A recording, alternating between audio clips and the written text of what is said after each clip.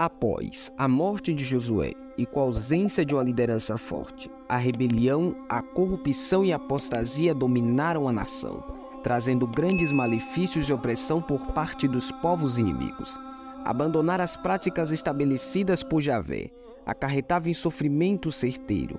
Todavia, a misericórdia divina sempre se manifestava quando, em arrependimento, o povo voltava-se e humilhava-se perante o Senhor.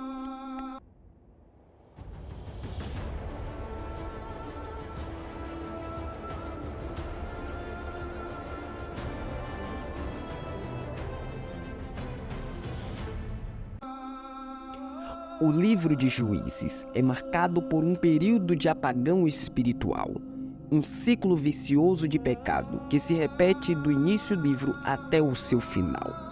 O que segue é o ciclo, o pecado da rebelião e do abandono das práticas estabelecidas pelo Senhor, opressão através de povos estrangeiros, clamor e pedido por socorro, e por fim, Deus intervindo na história, levantando um libertador para salvar o povo.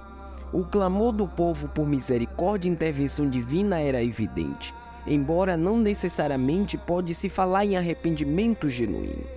É certo que o povo acabava clamando ao Senhor por socorro. Contudo, nem na introdução desta parte, nem nos ciclos entre si, lemos que o povo se arrependeu. Eles pediram ajuda, mas com exceção do capítulo 10, não há indícios que o arrependimento ou reforma tenha acompanhado o pedido. Mesmo assim, o Senhor levantava um libertador num ato de compaixão que garantia a salvação enquanto vivesse, mas o ciclo retomava com a sua morte. Os capítulos finais do livro registram a nação frágil na sua ética e na sua moral. Os aspectos sociais não estavam fundamentados e os desejos por um rei era crescente no coração de um povo que almejava um homem que os conduzisse nos tempos de opressão. Ibsan, o nono juiz de Israel. Não se tem muitas informações sobre este personagem.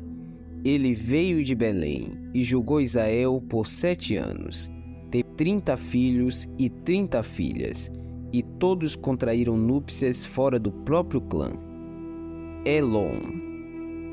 Após a morte de Ibsan, Elon julgou Israel por 10 anos. Ele era da tribo de Zebulon e manteve a paz por 10 anos. Abdon, filho de Hilel, pertencia à tribo de Efraim e julgou Israel por 8 anos. Teve um grande número de filhos e netos. Sansão faz parte da lista dos juízes mais conhecidos e comentados de todos os tempos. Um homem impulsivo, que brincou com o pecado, transgrediu as leis, quebrou votos, lidou com vários enigmas. O povo de Israel novamente se afastou do Senhor, quebrando seus mandamentos e atraindo para si o sofrimento, desta vez vindo das mãos dos filisteus. A Bíblia diz, no versículo 1 de Juízes 13, que o Senhor os entregou nas mãos dos filisteus por 40 anos.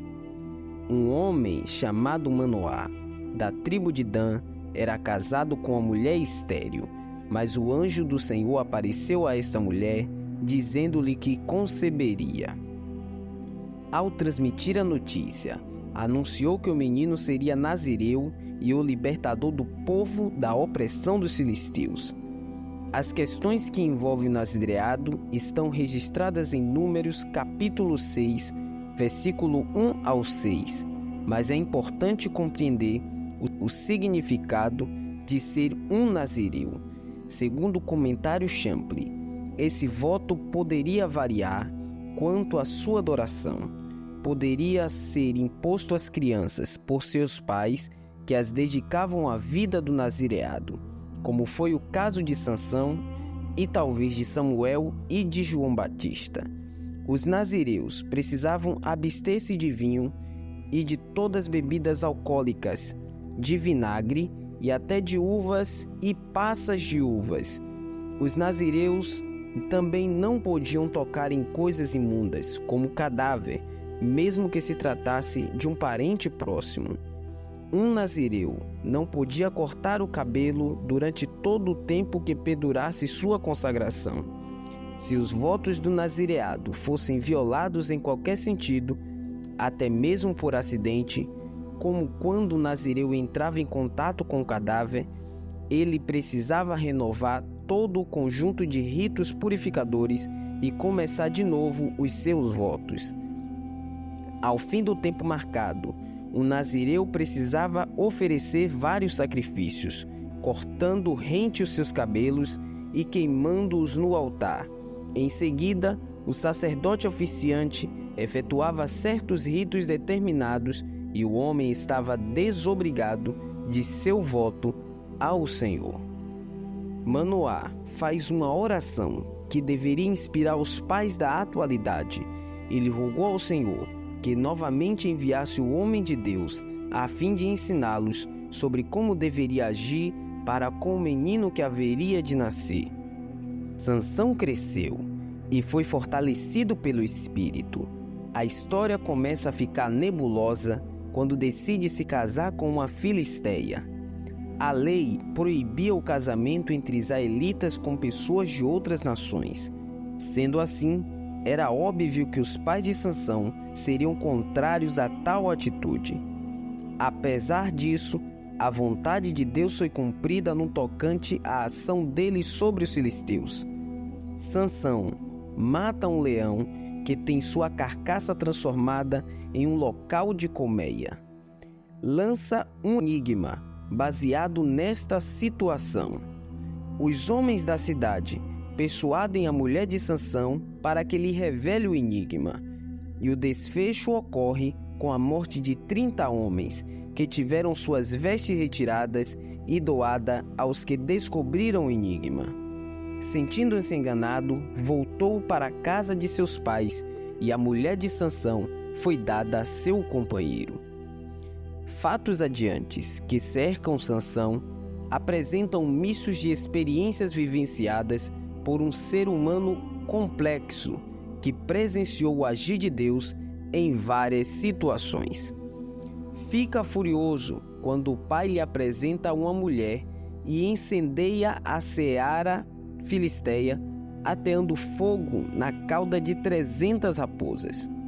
Mata um grande número de filisteus, como vingança pela morte de sua esposa e do pai dela. Com uma queixada de jumento, outros 1000 filisteus são mortos, e ao sentir sede em Leí, a caverna é fendida e água é jorrada. Sansão vai até a Gaza, uma das 5 cidades filisteias mais conhecidas, e se relaciona com uma prostituta. Ao descobrirem, os moradores de Gaza planejam a morte de Sansão. Sansão, com sua força brutal, arranca os grandes portões que haviam sido trancados e os carrega nos ombros. Em seguida, se relaciona com a terceira filisteia, dessa vez Dalila. Os príncipes dos filisteus a procuram e lhe fazem uma proposta tentadora, recompensando-a com 1.100 moedas de prata, uma quantia muito significativa de dinheiro, caso descobrisse o segredo da força de Sansão. Sansão é submetido a alguns testes. Primeiro, quebrar 7 vergas de vimes frescos feitas de couro. Segundo, sugere aos filisteus o uso de cordas novas. E terceiro, fios de tear liços são envolvidos e exigem o uso da força de Sansão.